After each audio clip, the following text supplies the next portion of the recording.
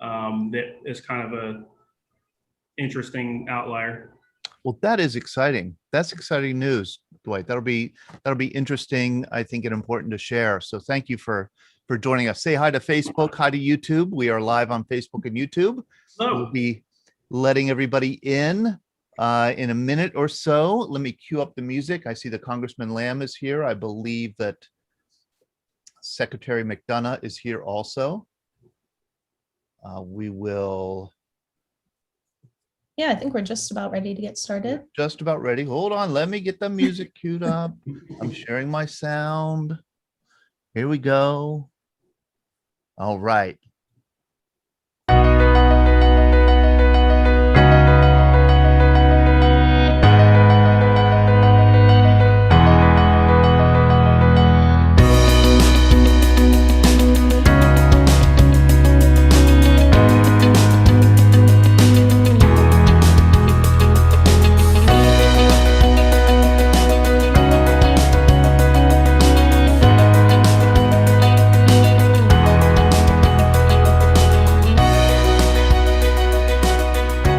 Good morning, everybody, and happy Wednesday morning, May 26th. I am Todd DiPastino. This is the Veterans Breakfast Club, and I'm very happy that you have joined us. If you haven't joined us before, the Veterans Breakfast Club is a nonprofit, and we've been holding veteran storytelling events in the Pittsburgh area, live and in person, since 2008. Last year, we started doing online events and have gathered or expanded our community nationwide. It's been a wonderful thing.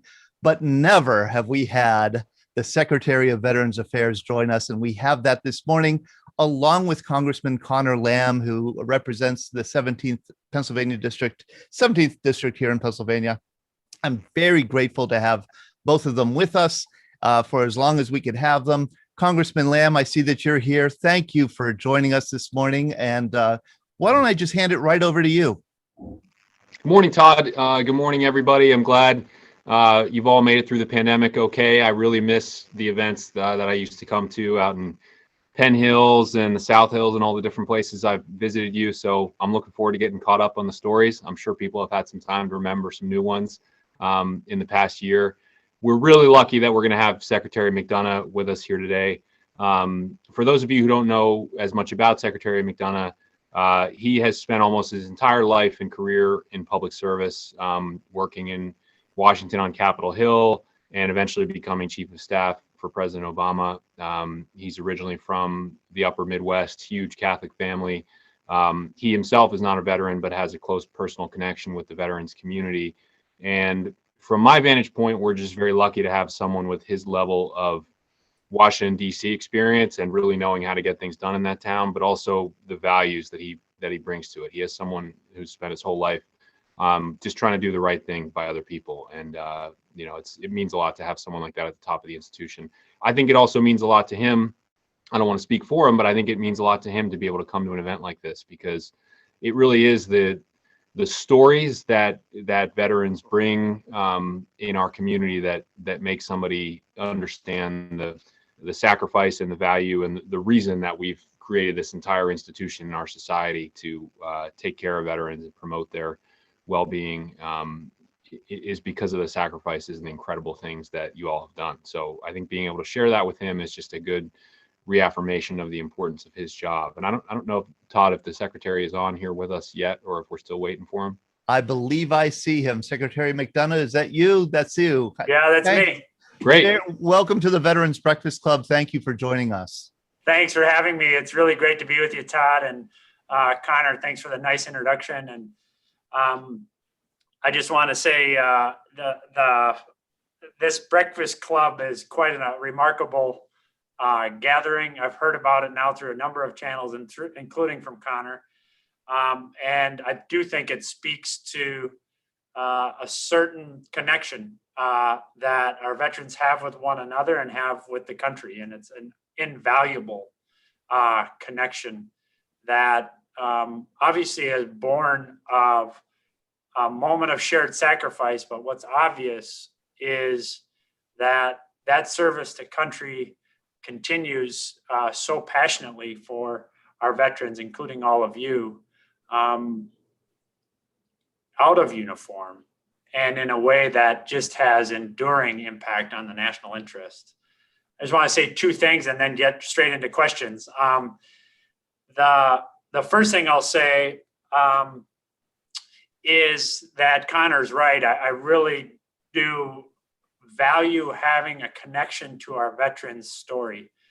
You know, we do a lot of claims adjudication here, and I urge our claims raters to see that claim as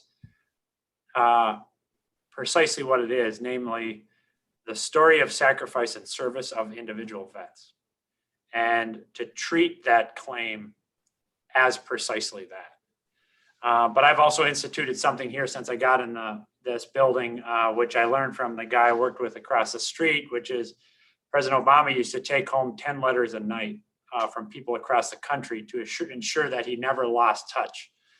Notwithstanding the fact that he's here in Washington, notwithstanding the fact that he's living in a mansion, he, you know, through those letters and emails and then the phone calls that came out of them, was able to make sure he's staying connected with the American people. And I do the same thing now. I get 10 letters a week from our vets with their stories, their frustrations with the claims process, their frustrations with VA healthcare, their success stories with both, and then other challenges as well.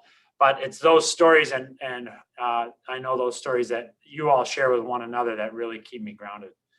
The last thing I'll say is I want to, you know, be truth in advertising here. Okay, I used to tell this to Mr. Rooney too, our ambassador to Ireland, as well as I think he had another job that you guys might be familiar with. But I'm a Vikes fan, and so you guys, you Steeler fans, broke my heart several times. I see that, Jim. I saw the thumbs down.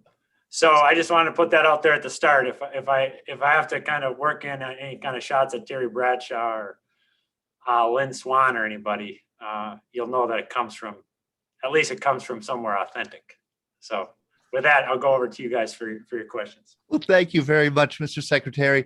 And I have to say, it warms my heart that you're not a veteran, because neither am I. I direct a veterans organization, but I'm not a veteran, and I don't come from a military family.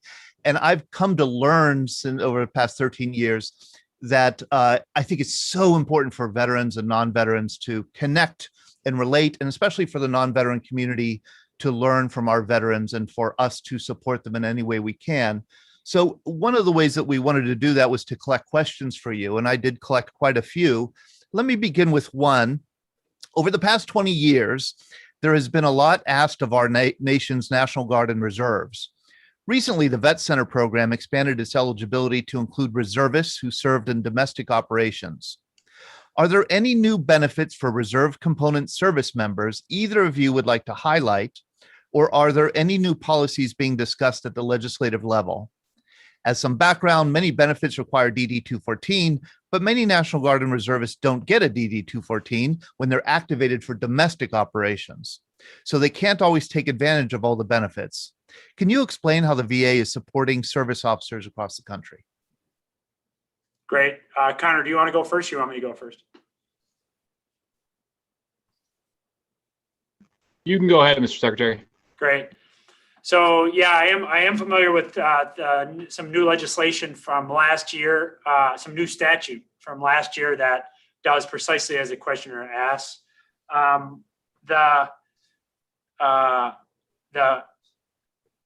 I say two additional things to that. One is, what are we doing specifically for guardsmen and women? Right. One is very concretely what the questioner asked about, which is the vet center concept. I was just in Minnesota last weekend and met with a guard unit who lost 3 guys in a maintenance accident last in fall of 2019. And the commander of that unit, I said to him, "Are you familiar with the vet center concept?" And he said, "Yeah." And our whole unit is using it. They've had a suicide in that unit since the accident. He said there's a lot of substance abuse in the unit now. And the reason they go to the vet center is that they can have confidence that this won't be, their interaction there won't be recorded in their file. And so the vet center is a really important concept.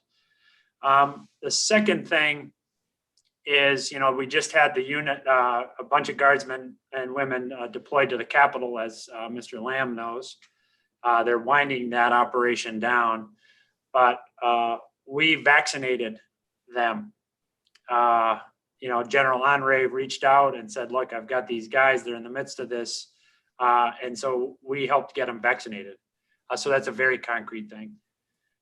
The third thing I'll say is just this: we are debating, by the way, we've administered now more than 6 million shots, more than 2.5 million vets fully vaccinated. There's still vets who aren't vaccinated though. We have announced that we are also authorized now to vaccinate spouses and caregivers and children, including 12 to 17-year-old children of vets. So if you guys don't have the vaccine, or if a spouse or a caregiver or children haven't been vaccinated, please go to va.gov/COVID vaccine and let's get you in there. And you can also walk in. Last thing is, we're debating, at least internally here, and I've had a handful of conversations on the Hill on how we expand enrollment at VA. Because of the successful vaccination effort, we do see increased demand for our service. And so we're asking ourselves, where else can we grow that demand? So I've been having conversations with Republicans and Democrats up there, because we've not taken a look at our categories since, I think, the late 80s or into the 90s. It's time for us to take a hard look there, including some of the income limits, because I just think they're dated. But one thing that we're bandying about, I don't have a position on this yet, we're just thinking about it, is whether we expand care options to guardsmen and women, as both as vets and otherwise. So we'll be working on that. Let me stop there. Conor, I'm sure you have more useful stuff than I've got on this. Just add one specific thing, which is that in the House, a colleague of mine, Representative Levin, has a bill for GI Bill parity. So, the questioner pointed out that Guard and Reserve have really carried a heavy burden in the last couple of years, especially in the year 2020. And we believe that every day served in uniform earning pay should qualify for post 9/11 GI Bill benefits. And so that is still in the legislative phase. We haven't passed it yet, but it's something we'll be working on this year. For the next question, I'd love to bring in Dwight Bodorf, who is our Chief Veterans Affairs Officer here in Allegheny County, Western Pennsylvania. Thank you for joining us, Dwight. This question is about Allegheny County, so you might be able to speak even more directly to this than the Secretary. We have a robust, well-funded Department of Human Services here in Allegheny County, and yet veteran is not a mandatory data field in their mental health area of services. Since we do know less than half of veterans who take their lives each year use VA healthcare, this seems like a huge oversight and a real missed opportunity to find the most vulnerable veterans and get them into VA care. Can you speak to any work ongoing to create an interagency veteran suicide prevention strategy between the VA and the Department of Health and Human Services? Mr. Secretary, I'll go to you first, but if you want to defer to either Dwight or Congressman Lamb, please do. Well, let me just say real quick about the interagency work, and then I want to highlight one other thing for you, which is on the interagency work, just to underscore the point here, which is if you go back to the National Security Act of 1947, right, we learned a lot of lessons in World War II about how to function as a whole of government in the conduct of war, diplomacy, peace. Out of that came the National Security Act and the National Security Council, which is basically a table where, as General Jones used to say, we do nothing about you without you. That interagency construct is absolutely vital to the work that we're doing across a range of things, from toxic exposure to suicide prevention. And the idea is that we have a table that at which every agency with an equity, and what I mean by equity is also money and programming dedicated to mental health and suicide prevention, is at the table so we can leverage the whole to be greater than the sum of the parts. Too often, each agency is out there doing their own thing, but when we're all at the same table, we can actually accelerate this. So we do have an interagency process that will be chaired by the Domestic Policy Council Chair, Susan Rice in the White House. Will include HHS, but will also include other agencies as well. DOD, obviously us, Treasury, labor, education, and so that all of us are focused on how it is that we ensure best possible delivery of services to our vets. So I think it's a great question. We're on it.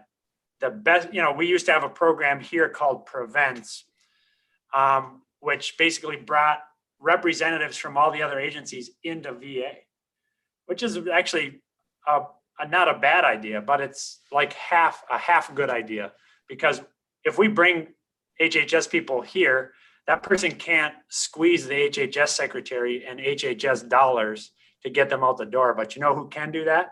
I can do that when I'm at the table at the White House. Susan Rice can do that when we're at the table at the White House. So the interagency process belongs over there, as it does now with NSC, and we want to replicate that on mental health and on suicide prevention, because it's an issue of that enormity. Now, as it relates to the questions of local reporting, I don't have a good handle on that. So let me defer on the rest. I could, Dwight Bodorf is Chief Veterans Affairs Officer here in Allegheny County. Do you have any update for us on that interagency cooperation? Good morning. I do. So both on interagency cooperation and for the specific question about human services. So recently we have a new head of human services here in Allegheny County, Erin Dalton. I actually just met with her a few weeks ago specifically about that question. The county is working on standardizing a question about military service veteran status across county departments as well as its contractors. So that's going to take some time to go through just because of any MOUs and subcontracts we have with other agencies, but they are working on it. And we hope that that's going to, give us a lot of information in the future and ideally help prevent any type of issues that pop up. Second part of that is we are executing, I can publicly put this out there because the VA's legal team and has cleared it. We are executing a first of its kind memorandum of understanding with VA Pittsburgh. We're very excited about this. And what we are doing is we are working with our medical examiner here in the county to help identify anybody who has committed suicide and figure out if there is a veteran or not. It's not a very straightforward process when somebody comes through to figure out if they've served in the military.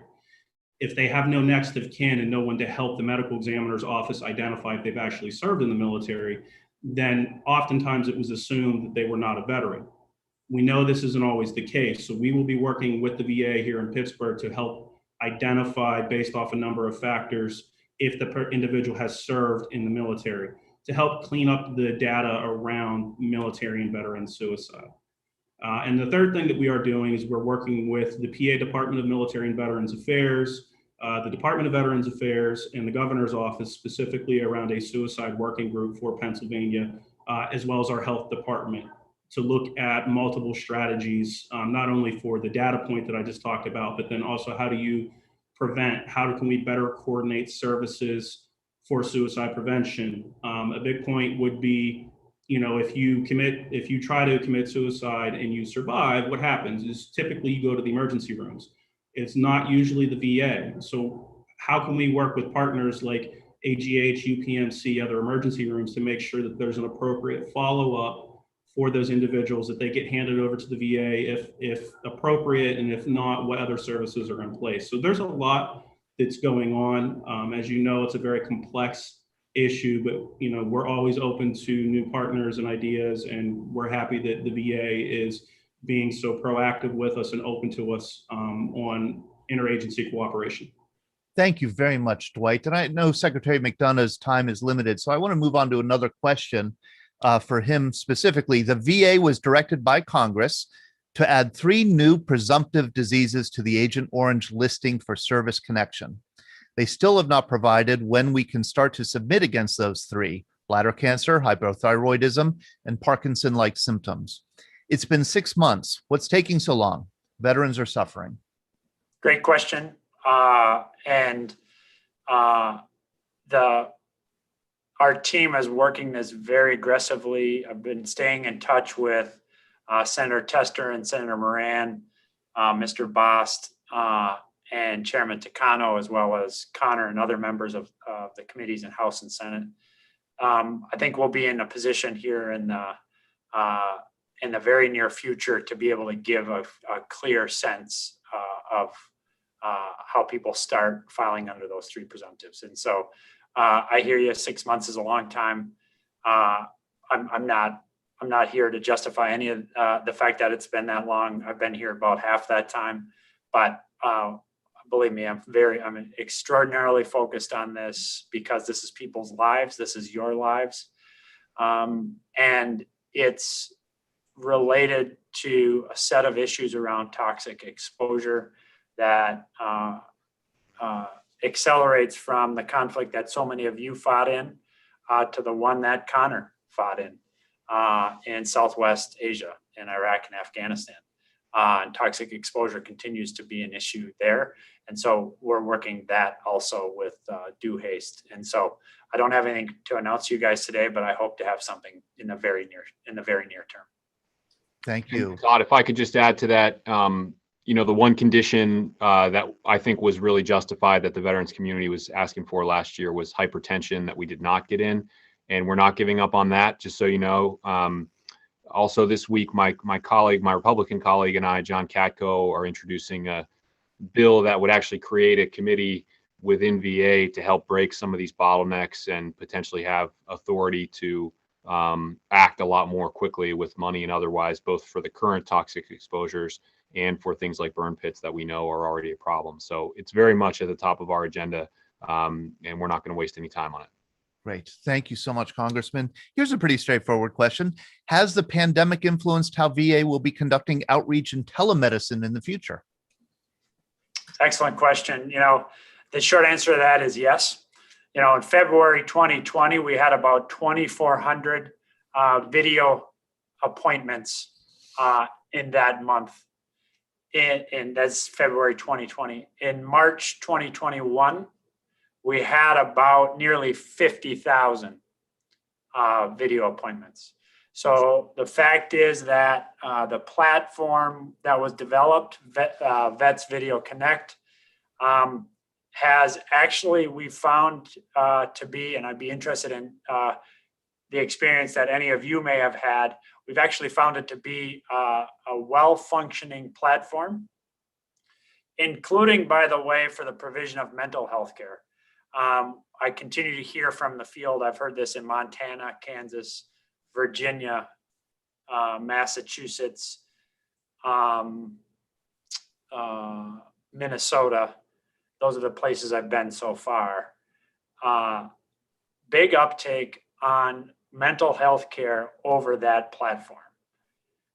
So what I hope to do, and by the way, that might be because lower barrier to entry, less perception of stigma, and so whatever the motivation there, to include just personal safety and health, we want to be sure that going forward, we've learned all the lessons we can learn from this experience and solidify that as an avenue for vets if they choose it.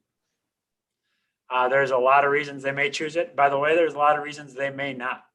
But what I am bound and determined to do is that we as VA offer as many options for easy access to care for you all as we can. And I do believe Vets Video Connect or, telehealth, telemedicine is a big part of the future. It's not the only thing, and I don't mean it to be the only thing, but I want it to be among the available professional, bang up options available to you all as an option.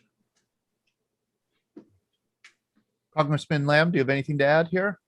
I just think the VA did a great job with this, including under the previous secretary. They really emphasized it. And it's actually part of a long history of the VA kind of like beating the private sector to the punch on technology and proving that it can work. And so I'm excited about what it means going forward. For those on the call who are a little more skeptical of technology, don't worry. We're not looking to limit your ability to go to the VA in person anymore. This is just an additional flexible option that seems to work really well. So I'm excited about continuing to use it. Yes, I've heard rave reviews of the telehealth option. And also, I will say the other great achievement of the VA is getting those vaccines into the arms of veterans so quickly, so much earlier in the year than the rest of us got them. That was a real triumph. Here are two questions folded into one. Once again, they're about delays in the system. The first is, a lot of claims are being deferred. Is there a process in place to help veterans from seeing that delay in their claims? And then the second one has to do with VA caregiver support. Why is it taking 9 months instead of 3 months for the initial interview with the VA caregiver coordinator? The VA is supposed to approve or deny application in 90 days. Yep. Let me work backwards, and let me just start by saying Wes and Turner Hughes. I don't know if it's Turner Hughes or Hughes Turner. I'm really pleased to hear that the video platform is working well for you guys. We have a whole office in the Veterans Experience Office where we're trying to aggregate learnings about what works well for our vets, what works less well, and to make sure that we really amp up the things that work well and we begin to address the things that don't work well. So if you have concrete feedback on that, we welcome it. By all means, as I've said many times, we're here. We work for you. And I also have a boss who's made quite clear to me that that's his expectation of me as well. So on responsiveness in the caregiver program, it's a big issue. It's a big frustration of mine.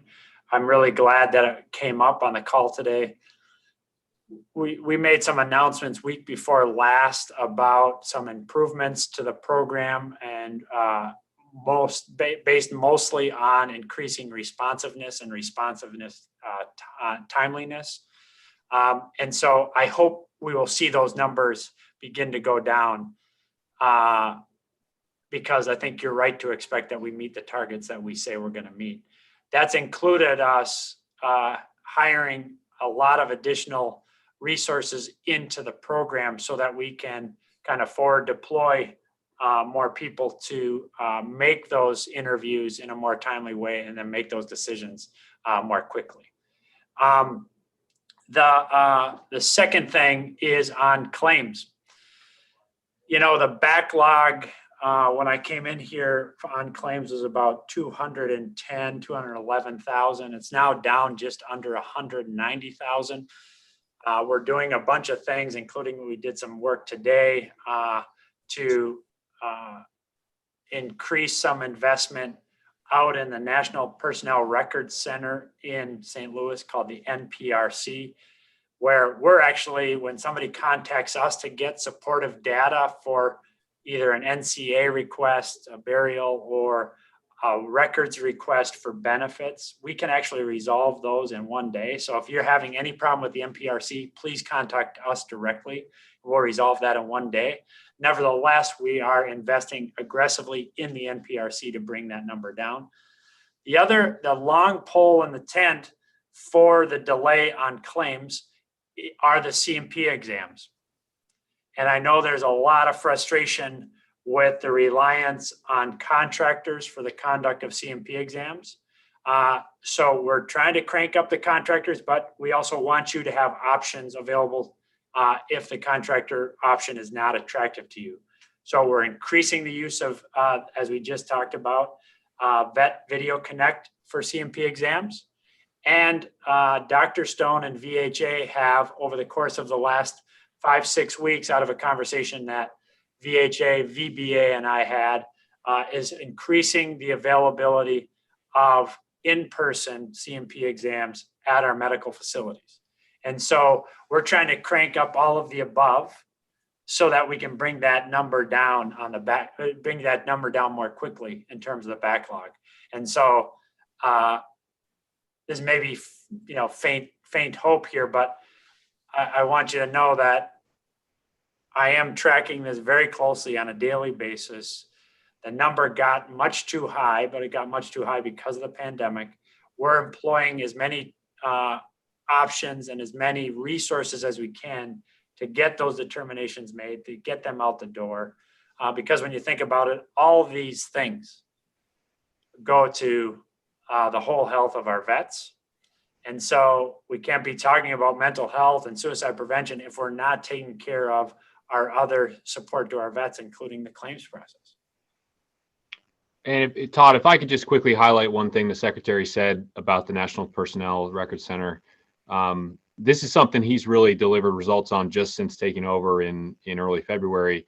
All throughout last year during the pandemic, my office was getting calls constantly, maybe from some of you, that people couldn't get honor guards, burials in military cemeteries. They couldn't get new claims going because of the backlog at the archives, at the record center. They couldn't get a DD-214 or whatever the piece of paper that they needed was.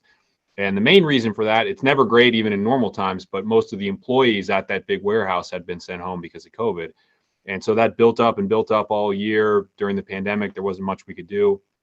Once the vaccinations started rolling, I contacted a bunch of people in the secretary's office and said, look, Amazon's warehouses have been open for a year. We've got to fix this. We got to get veterans the forms that they need. And they had workers vaccinated or on the way to being vaccinated in less than a week. And as you heard him say, they've already increased resources above and beyond that to try to resolve all these issues in a day. So you're looking at a secretary who is results oriented, who is telling you that he's working to clear some of these different backlogs, and they've already started doing it in a short period of time. So as long as you keep letting us know the bottlenecks that you're encountering, we can raise those to his level, and he's already proven to be someone who's putting you guys first and really getting this stuff resolved. And I think that's important to recognize.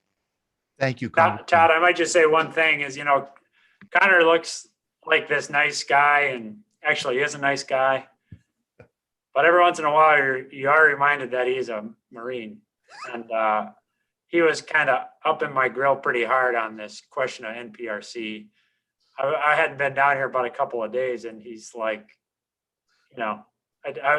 he's more professional than I am, so he doesn't swear like I do. But a Marine came out, and so it was a wake-up call for me in the first couple of days of this job that we had to fix that, because he doesn't get worked up like that, as near as I can tell, very often. But believe me, he was 100% Marine on that call, and it really got my attention.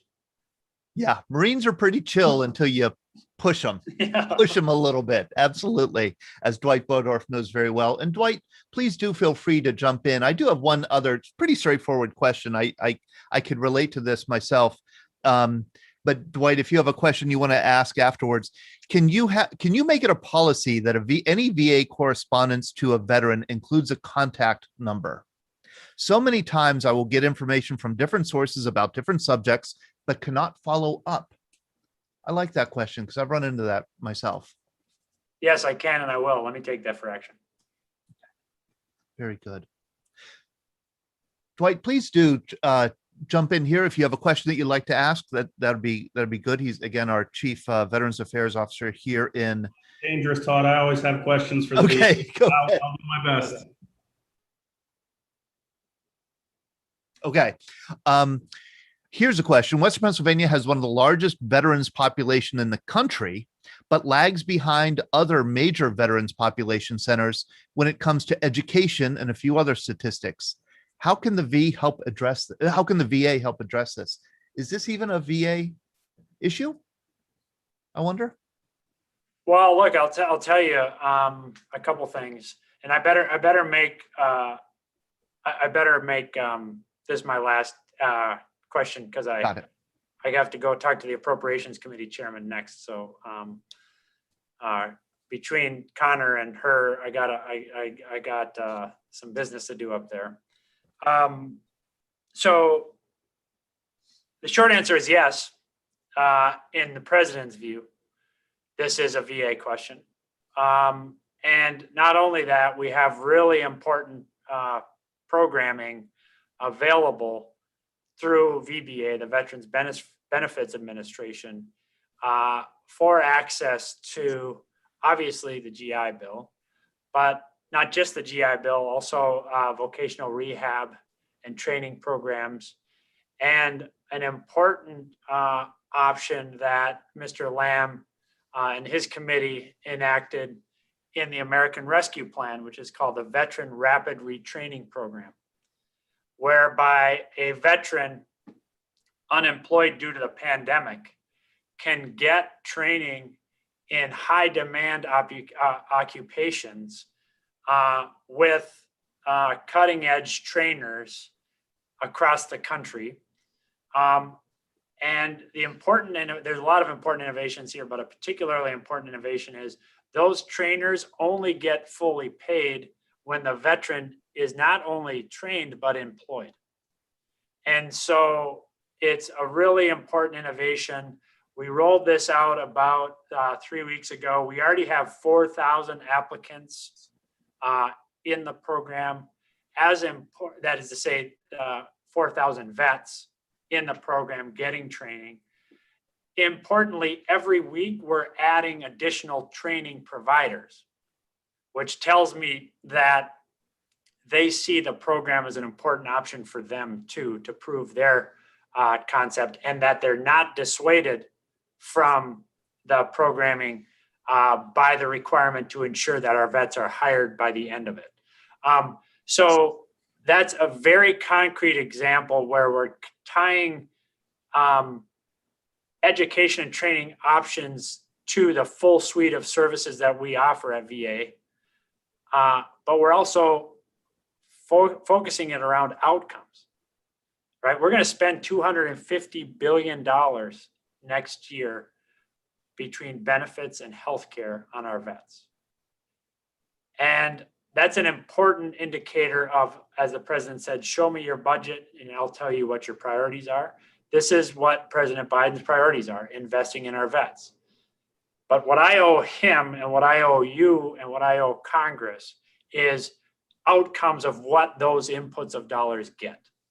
And so, yes, is education part of our responsibility? 100%. And through the use of these tools that Congress has given us, including this new one, which we call the VRAP, I think we can add back to the vets in the way that vets are adding to our communities already. And so that's the long answer. The short answer to your question, Todd, was yes. And so I'm gonna, I hate to take my leave here, but I do have to jump onto this next call in 3 minutes. I'm really grateful for you guys not being as mean to the Minnesota Vikings this time as you have been in the past. And Conor, I appreciate you too. And I hope now that, we've had this nice visit with a bunch of folks from Western Pennsylvania, you won't call and work me over again on the phone and give me the full Marine next time. Only if you deserve it, Mr. Secretary. Yeah, fair enough. Thank you, a lot, Mr. everybody. Secretary. Thank you, Mr. Secretary, for joining the Veterans Breakfast Club this morning. You'd be welcome to join us anytime. Awesome. Thanks I appreciate it very much. Congressman Lamb, could you stay with us for a few minutes, or do you have to run off also? I actually have a hearing on the Veterans Committee that I'm already late for, so I have to go to that as well. But just want to thank everybody for keeping this community going. It is, I know it's important for your members, but it's also just really important for me. I really look forward to these, and I can't wait to get back with you again in person in any of the many places that I visited with you over time. So those of you who are my constituents, just a reminder that you're always free to contact our office and speak to, in particular, Marcy, who's on the call with us here today. She's really done a lot of our veterans work, and we'll always do anything we can try to help. And somebody asked me in the chat, what about non-constituents? Technically, legally, we're only really allowed to use our office's resources for constituents. But one thing we always try to do, if you're not a constituent that calls us, is really get you to the place where you need to be, whether that's Congressman Doyle or the county or a state agency. We really try to walk you to that place so that we're not just sending you off out there into the bureaucratic wilderness. So we'll do everything we can to help. Thank you, and look forward to seeing you again. Thank you, Congressman. Thank you for joining the Veterans Breakfast Club. We'll see you again sometime. Bye.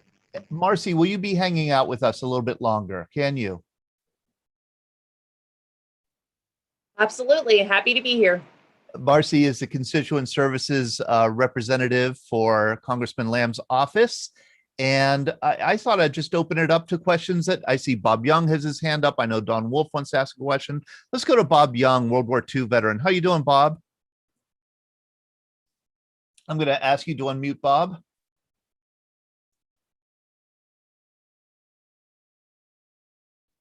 There we go. My question is about supplies for veterans who need them. I'm 95, and all I want is a toilet seat. It's a touchy subject, but the toilet seat, when you sit on it, you're filled up. And if you have to do number one, you got to stand up and turn around and try to do number one. And I fell twice doing that. And I've had two different agencies working with me, and they can't get they have a U toilet seat. It's in the shape of a U that would probably fit the bill. I don't know if there's any others, but and some of the veterans where I live, they have problems with rollators. There's a guy almost 7 foot tall. They send him a rollator that he has to bend over to push, and that those things need a little help. And I don't know what we can do. Wow, Bob, you had me laughing there for a minute because we call that TMI, too much information. But, when you said that you fell twice, and I remember that when you weren't on our programs for a while, that's devastating, and it's quite a serious issue. So yeah, I don't know if Marcy has any response to those kind of supplies. Could they be gotten from the VA? Are you asking how the process is to order something like that? No, I had two different companies working with me to order those supplies. Okay. They say they get them off Amazon, but nothing happens with them. Okay. I Marcy? belong to the VA over at Oakland. Okay. Dwight Bodorf, you may have an answer here. Possibly. So in some cases, the VA can provide supplies like that. Usually what you should do is contact your primary care physician and speak with them. They can oftentimes order necessary supplies if it's medically necessary. Things like that, even in certain cases, I've seen them order beds for people who need assistance in getting out of the bed. They can certainly do handrails and things like that in the bathrooms and other types of modifications. It's, of course, unique to every individual veteran, so you should contact your primary care doctor and see if they can order one directly for you from the VA and have the VA come in and install it for you as well. My doctor made out a prescription for it. Yeah, they can. They can write the prescription. He did, and he gave it to the companies that were working with me and still couldn't get it. So if there's an issue with the company or the installation, I would call them back and then probably speak to the prosthetics department, is usually the one who actually handles all of those kind of installations and things, even though it's not a prosthesis, prosthetics and rehabilitation. So they can usually help clear that up, or the patient advocate at the facilities are a really good resource to help clear up any of those kind of problems of installation or contracting. Yeah, that's what I was going to say, Dwight. This is Shelley from the VA. I'm going to put the patient advocate phone number in the chat. I would give them a call so they can walk you through. There's a lot of different parties that get involved, but if you contact the patient advocates, they can walk you through and make sure you get situated. And Bob, if you don't pick up that phone number in the chat, that Shelley's going to put it in the chat, I will send it to you. I'll email you the phone number. You could call the patient advocate and hopefully get this straightened out. Okay, thank you. Okay. Don Wolf, I know that you had your hand up. How are you doing, Don? Why don't you unmute yourself there?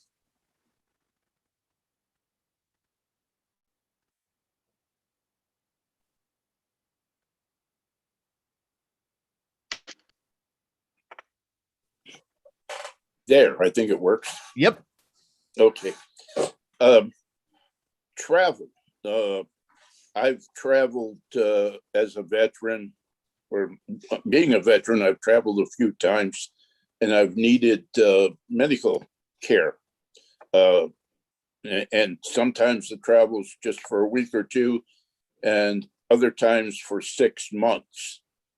And trying to get reestablished in another location, it's not always easy. And in some cases, it's not at all welcome. But I was just wondering, is there some way, some methods of being able to smooth that out so you can, if you need help, you can get it at a new location? So there is, and I don't know, Shelley, I don't know if you want to answer this one too about the traveling veterans program that it's specifically to help ease coordination. Yes, it just kind of recently changed, and I have an email on it somewhere. Give me a minute. Go to the next question. If I can find it, I'll put it in the chat, or if not, I'll send it to Todd afterwards. Yes, absolutely. Please do. If any of you come up with any further questions or any answers, please do feel free to email me, Todd, TODD at veteransbreakfastclub.org, and I can pass them on. We have a lot of resources here on the line right now, so ask your questions if you'd like. Bart Farzadi, how are you doing, Bart? Good to see you. I haven't seen you in a while. I'm doing excellent. Can you hear me? Yep. Okay, I'm doing excellent. I wanted to bring something up for Marcy to run up the flagpole, but in relation to what that veteran just asked Don, I had an experience like that. I hate to bring up your own stuff, but I had needed care. I went over in Florida. I needed care down by Orlando. I went to the CBOC. I told them I needed this care. They called what they called a traveling veterans nurse. They transferred my care from Pittsburgh to Orlando in an hour. After I completed my 3 months care down here, I needed more care at Pittsburgh. It took less than an hour to transfer my care back to Pittsburgh. When I came back, I had an appointment 2 days after I got back to Pittsburgh. So traveling veterans nurse, it's a very efficient system. And that's who you want to ask for. But it was instant, believe me. Okay, Don? Yes, thank you. And Todd, if I wanted to run something up the flagpole, now that the secretary's gone and the congressman's gone, but I know Marcy's here, and I want to thank her for some help she gave us last week with a veteran. But the thing on our top of our hit parade, Vietnam Veterans of America, is toxic exposure, and there are a lot of veterans, 7.8 million Gulf War veterans from Gulf War to now have surpassed the 5.9 million Vietnam veterans. And I know there's some hot bills on the table, one of them being the Rubio bill, the other one the Bozeman bill, both of which you can't read yet on congress.org because they're that new. But what they're going to do with both of those bills is give presumptive conditions to Gulf War veterans, and they're going to do it by country. If you were in Kuwait from this date to this date, you're going to qualify no matter where you were in country, and they're going to do that for a lot of countries. But we already did this the wrong way. We know how to do it the wrong way. We did it with the new presumptives from Vietnam. We did it the biggest way we did it the wrong way was when they opened up categories 7 and 8. As soon as President Obama got in, we always had 7 and 8, but you couldn't enroll. They open up 7 and 8. They know they're going to get 700 and some thousand veterans apply the first day, and they didn't fund it. So the lag between authorization legislation and appropriation legislation is a problem. And we know when they do legislation, there's 90-day comment period. Then there's regulatory writing and everything else is probably the reason that we're not getting our 3 presumptives from Vietnam veterans. But VA and Congress has to address that. I know we don't do appropriation legislation the way we used to, but when they opened up 7 and 8, they didn't fund it. Here comes all these veterans. VA didn't have the resources to tackle it. The next thing that happened was a falsification of records and the 640,000 list of guys waiting for care. So it's a big topic, but Vietnam veterans, that's one of our main things on our hit parade. There's about 13 bills in right now. The Boozman bill and the Rubio bill are probably the hottest ones with the best chance. And if Marcy's listening, if you could run that by the congressman and get some support on that. And I don't even know if there's companion bills for those yet, but thanks, Todd. You bet. Thank you, Bart. I took some notes. I'm going to pass that information on to the congressman. I'm encouraged by what I'm seeing. You're absolutely right, though. There's definitely a lag between when the legislation is written and when it's funded. So making sure it's adequately funded, unlike what you were saying before, is obviously a priority as well. So it's important to get that right on all fronts. I'll pass that along. And you're welcome for helping last week. You can always call. I talked to that guy afterwards. He's good. So good. Thanks. I'm glad to hear it. Yeah, and we have Heather, we have Sheila, we have Shelley, we have Marcy, people from the VA here. So again, ask your questions. Eric Gillard, you have a question about travel reimbursement for hospital visits? Yes, at one time when you went to the hospital, you put in for travel pay. Since the kiosk machines were shut down, going to the hospital, you do not get reimbursed for travel pay. I'd like to know why and how do we go about getting reimbursed for trips to the hospital? That process has changed. And I think if Shelley's still on the call, she can address that. You absolutely can get reimbursed. It's that the process has changed a little bit. Shelley, are you on the call still? Would you like to address that? I am. I'm so sorry I missed the question because I was typing the information for the traveling veteran coordinator. So the question is about the new beneficiary travel system. That's right. Okay, yeah. So you can still do it the old way, but it takes a lot longer. And VA is really trying to get veterans to use the new system. I do know where that information is. So as soon as I finish the traveling veteran coordinator information, I will put that information in the chat as well. Thank you so much. And Eric, once again, if you do not get that information, I will pass it along to you. If you somehow can't get it here in the chat, I'll copy it and make sure I get it to you. Thank you very much. Any other questions here? Comments? I'm looking. Or news to share?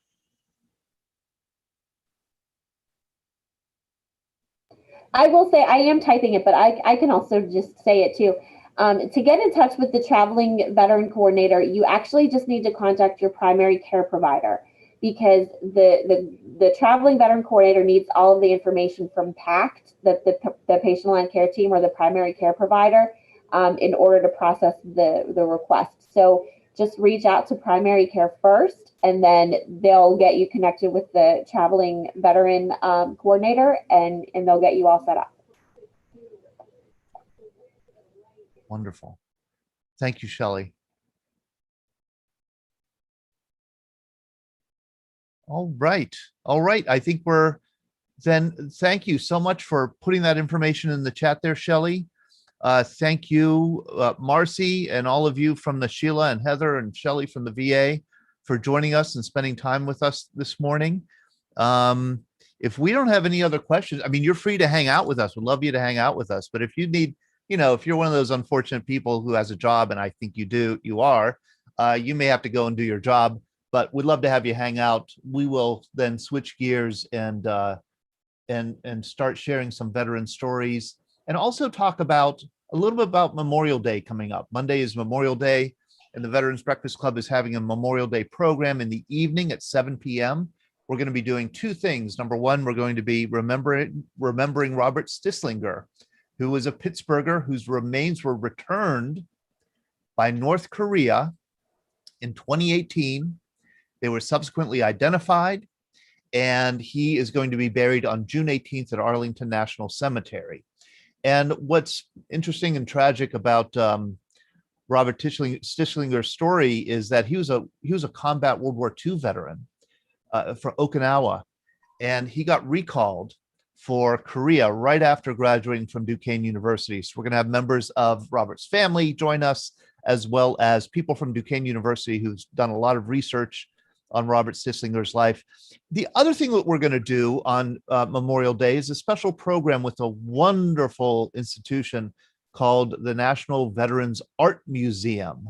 And we have Megan Owak here with us, who's a collections manager at the National Veterans Art Museum in Chicago. And they do wonderful virtual programming, online programming. They are one of the rare museums that has a lot of, I was going to say art. I'm a historian, so I think in terms of artifacts. So they're not artifacts, they're art. They have a lot of art accessible virtually in a wonderful collection. And I was wondering if Megan might be able to talk to us a little bit about the special plans and programs that the National Veterans Art Museum has planned for Monday, May 31st, and also what we might be doing together Monday night. Megan. Hi, Todd. Hey. How are you? Good. How are you? Good. Good to meet you. How's Chicago? It's humid today, but it's pretty good. Okay. All right. Yeah, I hear it almost hit 90 yesterday, right? Or Yeah. the other day. Yeah. My plants are happy. Okay, very good. And you are a collections manager at the National Veterans Art Museum. Are you a veteran? I'm not a veteran, similar to you, right? Where I feel very connected to the veteran story. I do have somewhat of a military family, and it's an honor to work for an institution that bridges the gap between civilian and veteran understanding in this way that's very accessible, right? So if you were to come to the museum, it would maybe feel a little bit like the conversation you're hosting today, right?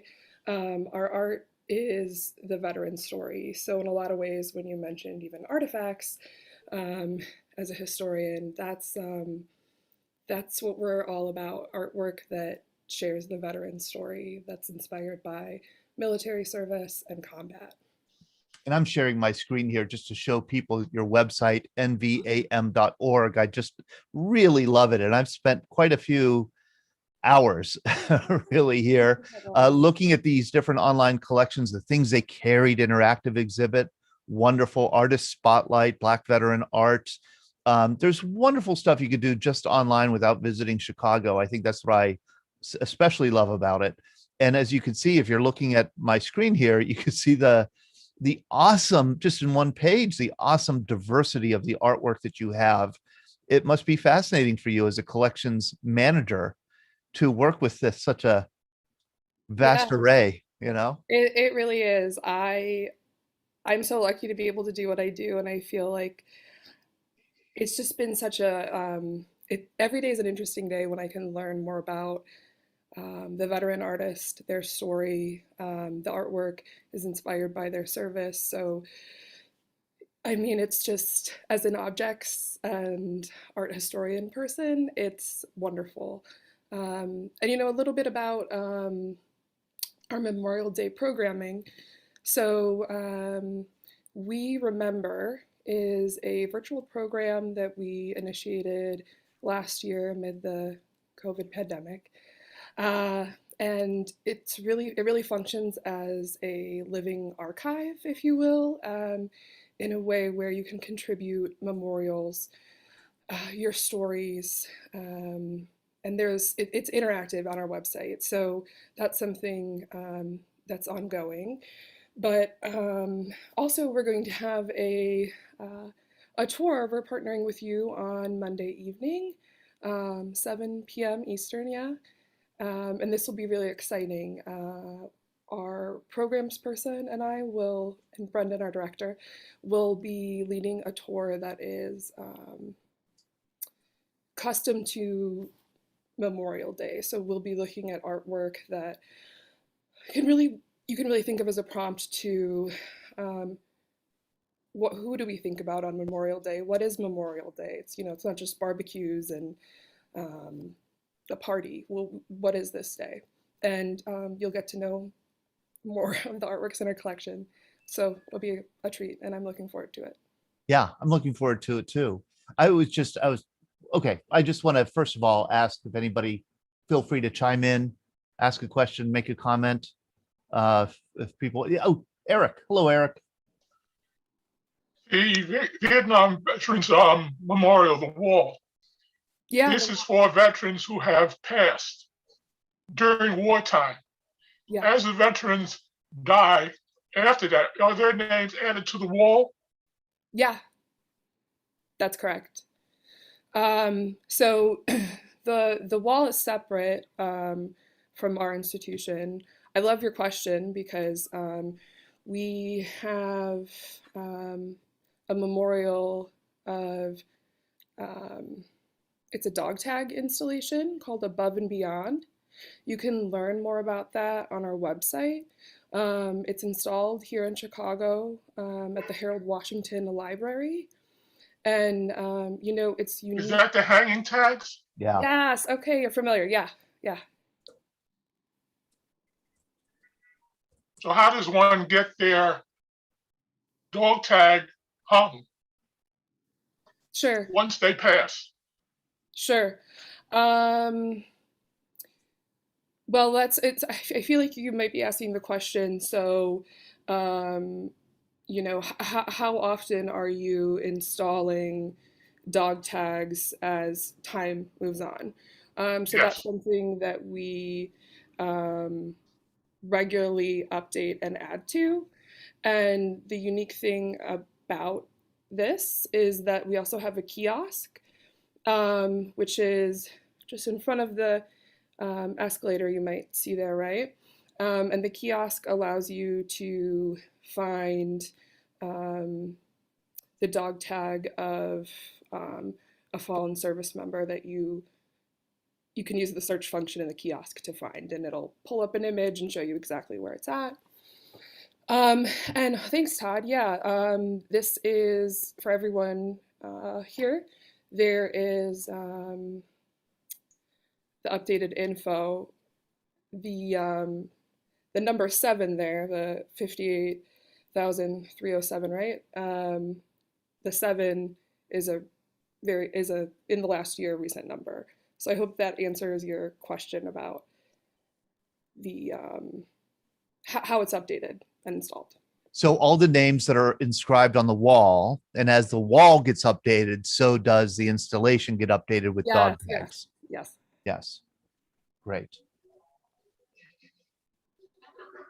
Hey, Nick Learman. Oh, first of all, let's go to Larry Googans. Larry, you have a question for Marcy. If Marcy is listening and if she could unmute to answer it, then I want to go to Nick Learman. Hello, Nick. I want you to tell us a little bit about Team Foster. Larry Googans.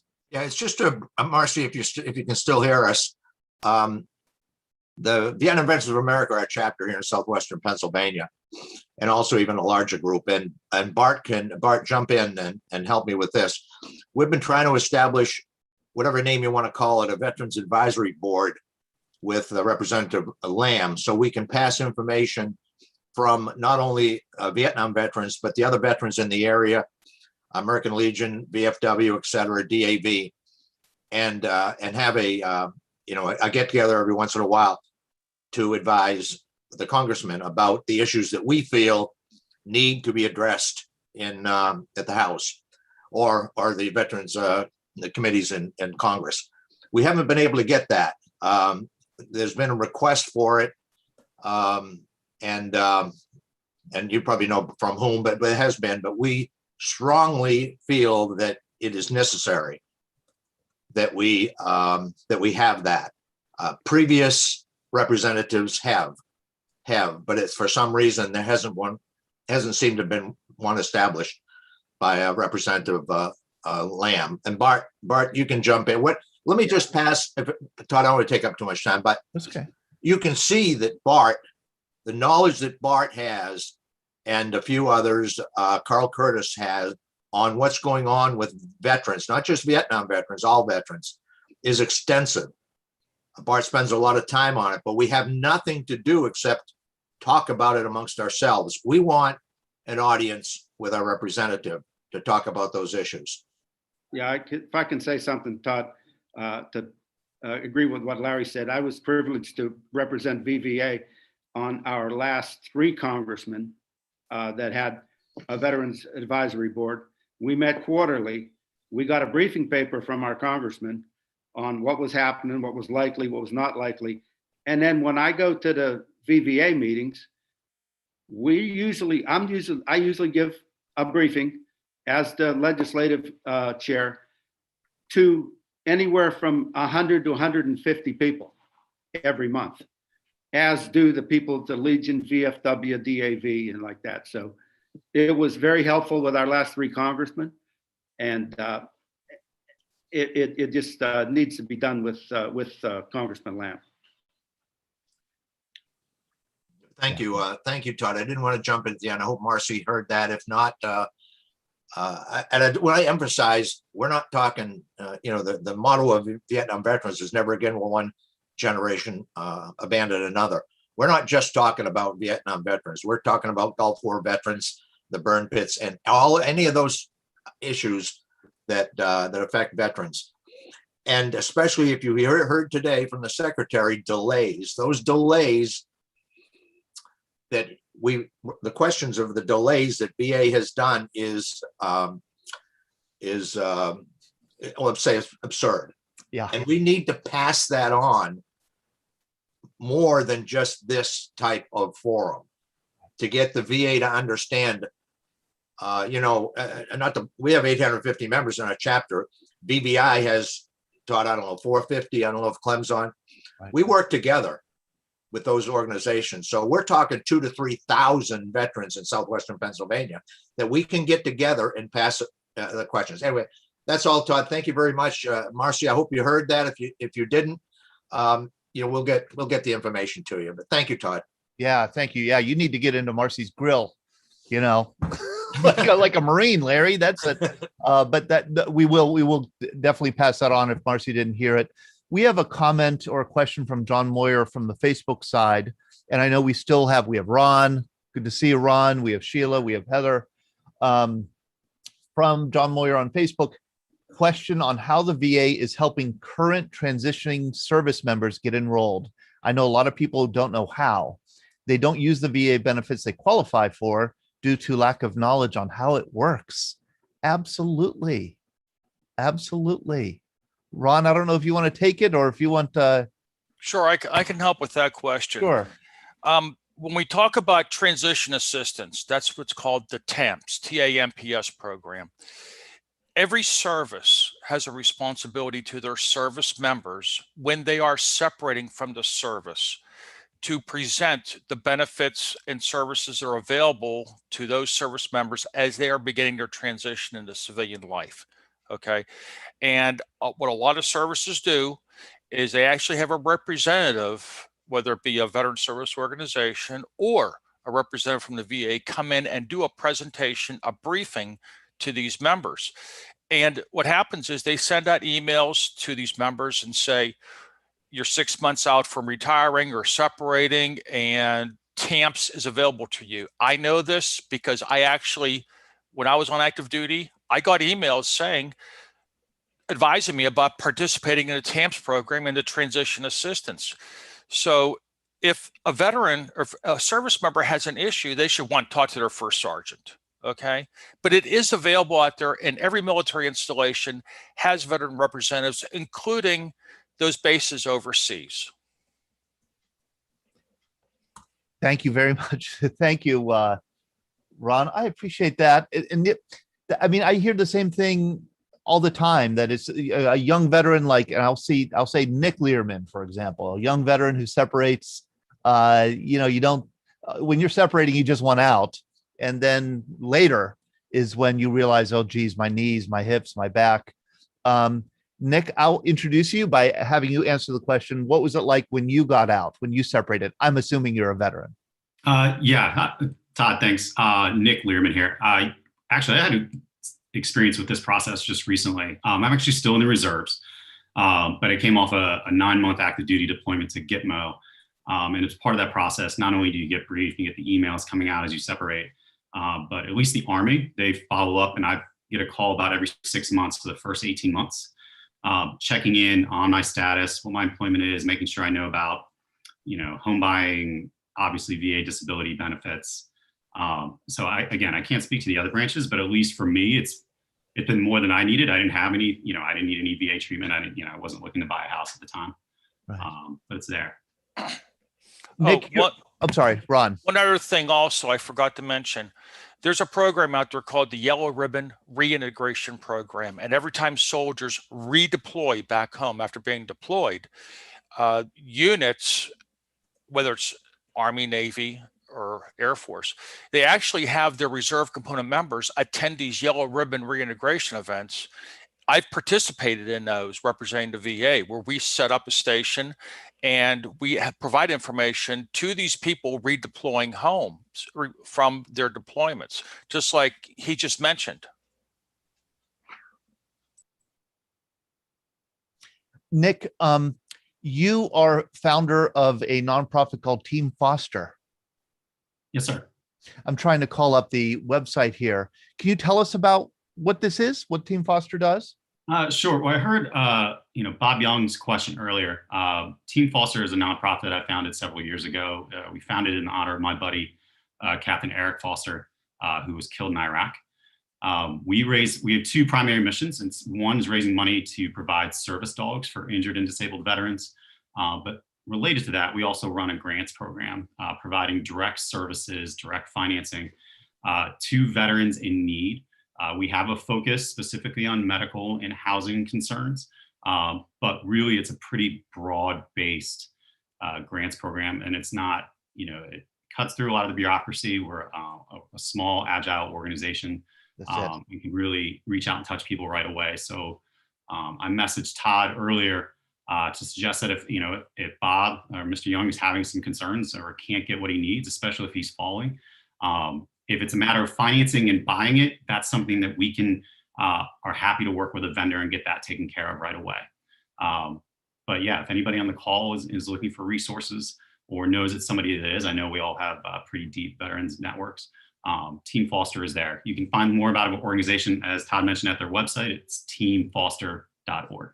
Teamfoster.org. And I'm going to follow up with you on that, Nick, because I'm following up with Bob on the toilet seat issue. I just sent him an email about that, and I want to get to work on that to make sure, because he joined our programs and then, he didn't join us for several weeks at a time. And I really got worried, and it was because of a fall. Falls are devastating. So yeah, thank you, Nick, so much for the work you do with Team Foster and for joining us this morning. Sure, happy to be here. Becky Nyron, how are you? You didn't think I was going to call on you, huh? I can only hope, Todd. No, you reminded me in the chat here. You're absolutely right. Can you let people know about the Soldiers and Sailors Memorial Day observation on Monday, which will be virtual, so you don't have to be in Pittsburgh to attend, and it's always a great event. Yeah, once again, we're doing a virtual Memorial Day ceremony, basically wreath laying, taps, honor guard, that type of thing. And it's at Soldiers and Sailors on Monday. I think the service starts around 11:15. We don't have any streaming information yet. Amber is in the process of getting that to us. And as soon as we get that, I'm sure you'll be on the loop there, Todd, but we'll get that forwarded so you can put it on the website. Yeah, I got something from Soldiers and Sailors this morning. I haven't started to go through email, but I saw that it was sitting there. I don't know if it's that or something else, another one of their programs, maybe on the history of Memorial Day or something like that. And I'm sorry, Soldiers and Sailors is also opening their doors once again on June 1st to the public. So I just wanted to throw that out there. Excellent. Thank you so much, Becky. Larry, Marcy has reemerged. If you want to, I don't know if she heard your question. Greg Yost, you have your hand up. Let's go to Larry quickly and then Greg Yost. Yeah, Marcy, did you have an opportunity to hear what I was talking about? I'm sorry, I had to hop off for a second. Could you quickly reiterate and I'll see if I Yeah, can help. what our Vietnam Veterans of America chapter, excuse me, and other veteran VSOs in the local area have been trying to get, the name doesn't make any difference, a Veterans Advisory Board group, something with Representative Lamb, and have been unable to get that. We communicate with these other VSOs, of course, including VVI, and we believe, strongly believe, I've used the word strongly believe, that it's necessary that be established at Representative Lamb's office. We don't really know why it hasn't been. And Bart made a couple of comments. I know you probably have talked to Carl Curtis about this. I know you know Carl Curtis very well. But Bart, go ahead and tell Marcy your experience with the past representatives. Marcy, can you hear me? I can. Yes.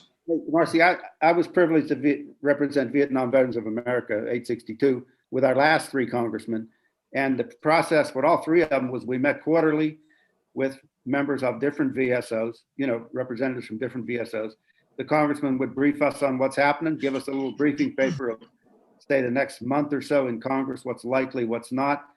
And then that gave me a lot of ammunition, because when I go to our VVA meetings, and we have 840 members, I'm standing in front of 100 to 150 guys and women, and to brief them on exactly what their congressman has presented to us, last week or whatever. It was very helpful with the last three congressmen, and not to mention becoming personally familiar with staff and, having everybody's phone number and everything else, having somebody to call right away. You get a lot done with staff, as you know. So Sure. It was helpful for the last three congressmen. It really was. So if I'm hearing you correctly, and I know Bart and Larry, I'm not sure if Carl's on the call. We have had a chance to meet with the congressman, but it's been more informal perhaps than what you're suggesting. If you would like to see something established that's a little bit more formal or a little bit more regular than just the times you've met with him in the past. Is that a correct thing that I can pass on to him? It was a quarterly meeting with the VSOs, representatives of the VSOs with the congressman.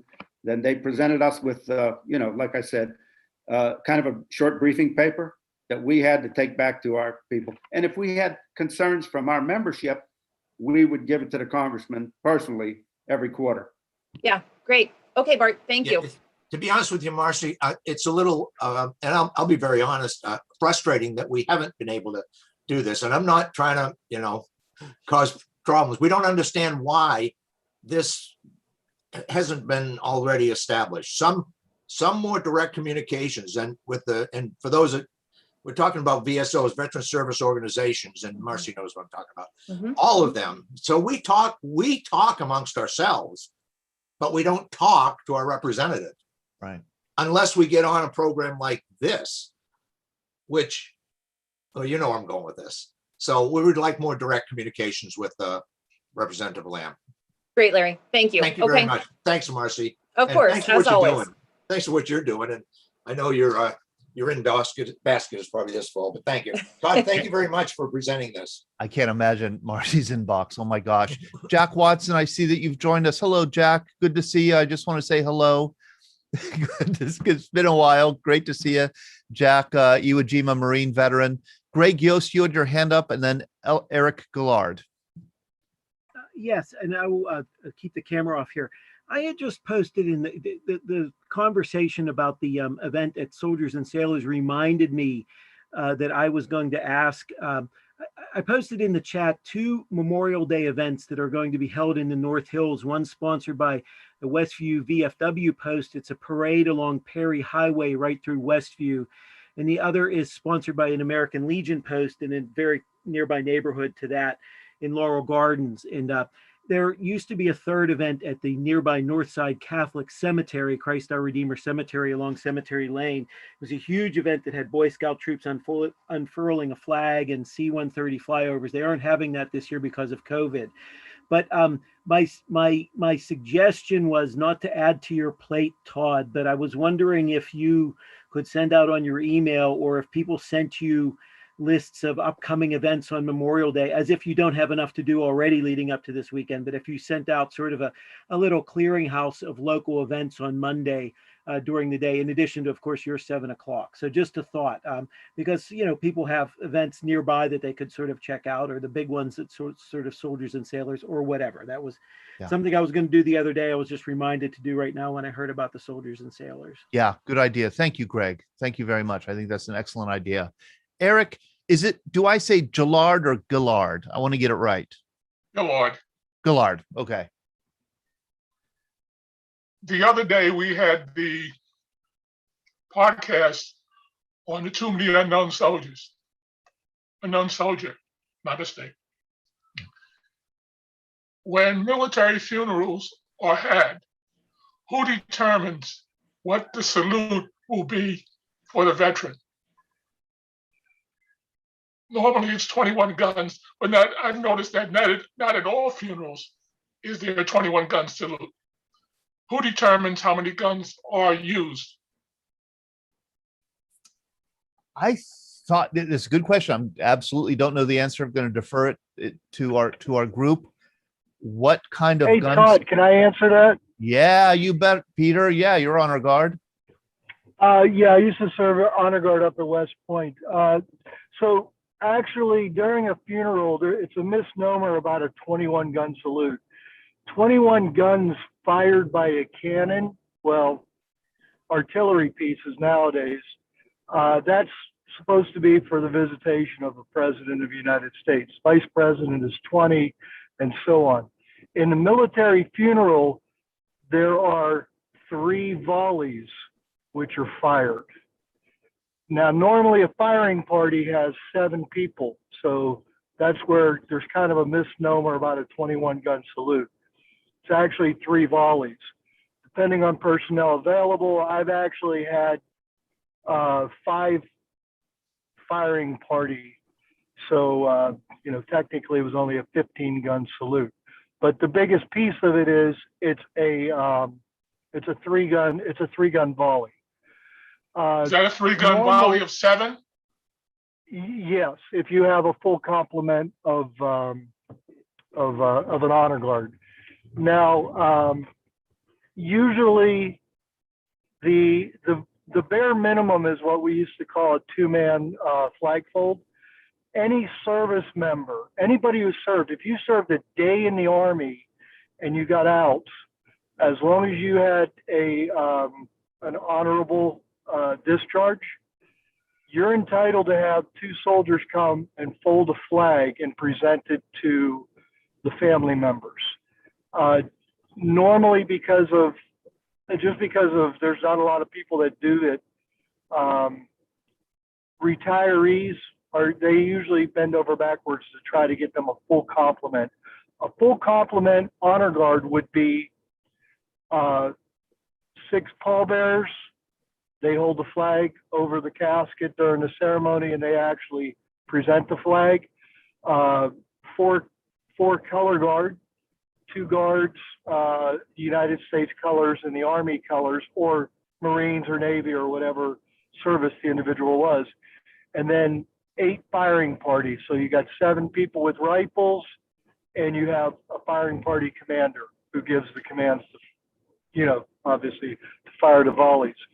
So an actual full honors funeral would be 21 individuals. So it sounds like, Eric, the important thing is the 3 volleys, and however many people you have in the firing party, that's as many as you have together. But the 3 volleys is really the measure of respect and honor at the funeral. Does this have to be prior requested, or this can be requested at the death of the person who passed by their family members? You can request it through the funeral director. So when you know somebody passes away, or I've actually had veterans put it in their wills that they want, they want a representation they want services, veteran services. So, but make sure your family member knows that you want this, and that when, that time comes, the funeral director knows that you want military representation there, because if they're a funeral director worth their salt, they will know who they can reach out to get the assistance. Immediately. Immediately. I mean, funeral directors Yes. should be able to make that contact immediately and have. And if they scratch their head, you might want to find another funeral director. I agree. I agree. I agree. Thank you very much, Peter. Does that answer your question, Eric? Yes, it does. Very good. Hey, Lisa Wilkin, how are you? I want to welcome you to the Veterans Breakfast Club. Thank you for joining us from, it looks like, oh boy, here you put it in the chat. Is it Indiana? Indiana. Yes, thank you so much. I appreciate it. I just got the email letting me know about these and went ahead and decided to log on. I'm excited to find this opportunity. Yes, please do. We want you to join us anytime. Everybody's welcome to join the Veterans Breakfast Club, whether you're a veteran or not. And we're especially interested in people like you who are, it looks like you're an AMVETS officer, chairperson of the National Women's Veteran Committee. Yes, I am appointed by the National Commander for AMVETS. I am serving my second National Commander in my third year. And our goal is to bring attention to the service of women veterans. Unfortunately, sometimes our service is invisible and goes overlooked. We are sometimes mistaken for the spouses or the daughters of veterans. Yeah. And so we're just trying to spread the message that women veterans are not unicorns. We're not special. We're just like our brothers who served. And we just want to spread the information so that in the future, when people see that woman at the grocery store with that Army sweatshirt on, people will not assume she's wearing her husband's sweatshirt. They'll just know she served. Lisa. Amen, Lisa. And I mean, I laughed when you were talking, not because I think it's funny, it's because I am embarrassed that here I am, for years I've been preaching this. Women veterans have told me they'll park at Lowe's and in the veteran space, and somebody will come up and cuss them out because you're not a veteran, and they say, yes, I am. And and people are always kind of mistaking the man to be a veteran. And I made that mistake last year.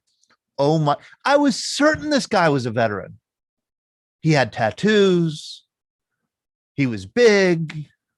He looked mean. And his wife was diminutive and quiet. And so I immediately approached the man, and he said, I ain't the veteran, she is.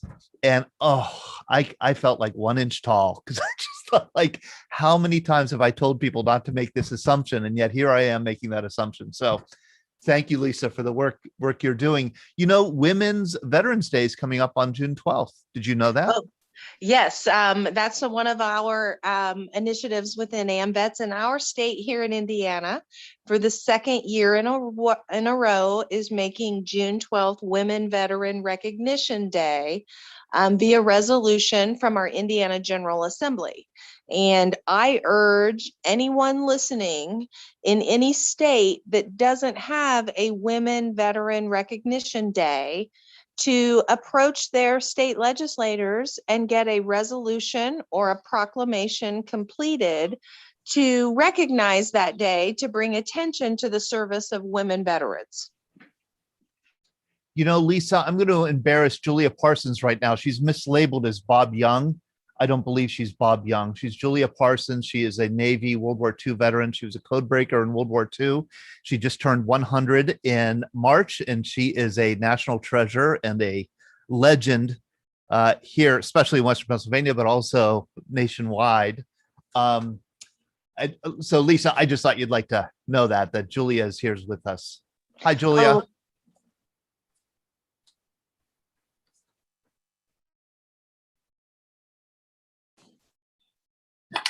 Am I on? Yes, you are on. Yeah, I've had that happen with the parking business when people tell me I'm not a veteran, and I say, yes, I am. And I pull out my card, and they never seem quite as impressed as I think they should be. Exactly. Do you know what you should do, Julia? Here's what you should do. Carry one of these magazines around with you at all times. Yeah. And just say, give them the magazine and just then walk away and let them be in awe of you. I know I put some of these in the mail to you, more of them in the mail to you, Julia, and I hope you receive them. And I want to let you know, if you haven't received a VBC magazine with Julia on the front cover, please do let me know your address. I'll send one out to you. Hey, Cheryl Vaughn, how are you? Todd, she Yes. needs a Veterans Club magnetic sign for her car. That's right. She That's what I does. got mine. That is so interesting to me. Yeah. Okay. Okay, that's it. Thank you. Thank you, Cheryl. Yes, Cheryl has a Veterans Breakfast Club magnetic sign on her car. So she gets to park in all the veteran spaces she wants. Oh. Julia, Where did she get it? I gave it to her. Oh, but you didn't give me one. No, not yet. That's that's coming up for Women's Veterans Day. That's how I'm going to honor you. Okay. So Lisa Wilkins, if you'd join us again, would love to. We like to do programs really focusing on women veterans. Often, it's been a while since we've done one. I think it's been since March since we've done one. I'd love to talk to you about doing another. If you'd like to join us, or gather up some veterans who may be able to share their stories. That's what we're all about at the Veterans Breakfast Club, is veterans sharing stories with the public. So Lisa, if you want to get in touch with me, Todd, TODD at veteransbreakfastclub.org, you can. And Ellie, my daughter Ellie, put in the chat. Is that what I haven't listened to the Scuttlebutt yet this week. Is that what's discussed in the Scuttlebutt? Yeah, a little bit. On Monday, we released this week's Scuttlebutt episode with 3 performance artists, Mary Jo, James Edward Becton, and oh boy, I'm blanking on her name, but they all talked about how sometimes people don't believe when they say that they're veterans. And so it was really interesting to hear their perspective on that. And it was just like what we were talking about just now. That's so interesting to me. Yeah. And I can see it. I could absolutely see it. Yeah, especially here. Lisa probably doesn't know Pittsburgh, but here in Western Pennsylvania, we have an older population.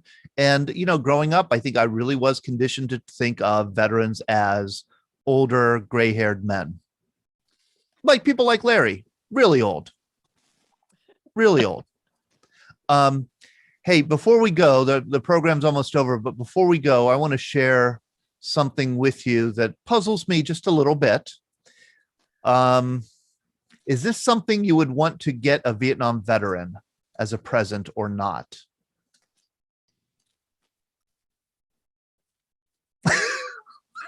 Silence. Crickets.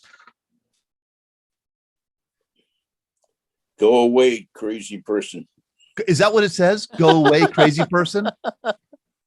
Mucho crazy, or greatly crazy person. Go away. Go away. Buku Dinky Dow's very crazy. So I do remember Dinky Dow. That meant crazy person? Yes. Okay. Did you get called that, Don? Well, yes. But I told them Dinky Dow. How about you, Jim Roberts? Jim Roberts, wherever you know? No, we were all dinky down to be where we were. Yes, you were all dinky down to be where you were. Oh my, Don Nemchik.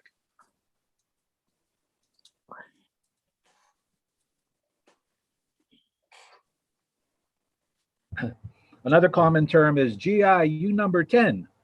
Number 10 being on the lower end of the list. GIU number 1 is on the top of that heap. So would I be offended by wearing that T-shirt? Probably not, although I wouldn't wear it. But it's a common phrase that was heard often back in the day. Okay, it was heard often. And we have Don Wolf. Don. He's right about that numbering system, good to bad. And our battalion was MCB 10. So we were often called with some colorful words before 10. Andy Niggett, were you ever called Dinky Down Vietnam?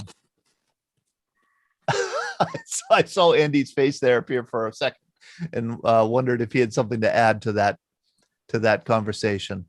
All right. Thank you so much for joining us this morning with Veterans Breakfast Club. We will be back on Memorial Day, Monday the 31st. I know many of us have busy weekends with Memorial Day events, dedications, things like that. But we thought that we would still do a program at 7 p.m. because most Memorial Day activities are in the morning, early afternoon. And we thought it would be a good time to, good night to have a conversation again with the National Veterans Art Museum and also with the family of Robert Stislinger, a Pittsburgher whose remains were returned to the U.S. from North Korea and will be buried next month. And I also thought it would be just a great opportunity for all of you to share stories about people you think of Memorial Day and every day, probably. So I hope to see you then. All right. Thanks for joining us, everyone. Thank you, Marcy. Thanks from all the representatives of the VA system. Take care.